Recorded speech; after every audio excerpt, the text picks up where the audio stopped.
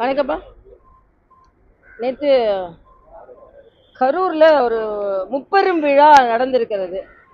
அது முப்பெரும் விழாவா முற்றிலும் பொய்கள் விழாவான்னு எனக்கு தெரியல. ஏதோ மத்திய அரசு கொடுமைப்படுத்தி கொண்டிருப்பதை போலவும், தமிழகத்துல உரிமைகள் எல்லாம் பறிபோய் கொண்டிருப்பதை போலவும், தமிழகத்திற்கு இவர்கள் தான் இந்த உரிமையை வாங்கி கொடுப்பதற்காக போராடி கொண்டிருப்பதை போலவும் ஒரு மாய தோற்றத்தை முதல்வர் ஸ்டாலின் ஏற்படுத்தி இருக்கிறார். இது வன்மையாக கண்டிக்கத்தக்கது. நான் கேட்கிறேன், இன்னைக்கு மட்டுமே 127.5 கோடி ரூபாய் உள்ளாட்சி அமைப்புகளுக்காக மத்திய அரசு விடுவித்திருக்கிறது. ஆனா நீங்க உள்ளாட்சி தேர்தல்களை நடத்தினீங்களா? ஆக மக்களின் உரிமையை, கிராமத்து மக்களின் உரிமையை திராவிட முன்னேற்ற கழகம் பறித்து கொண்டிருக்கிறது.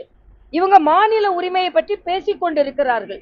அது மட்டுமல்ல, ஏதாவது அடக்குமுறையா திணிப்புகள்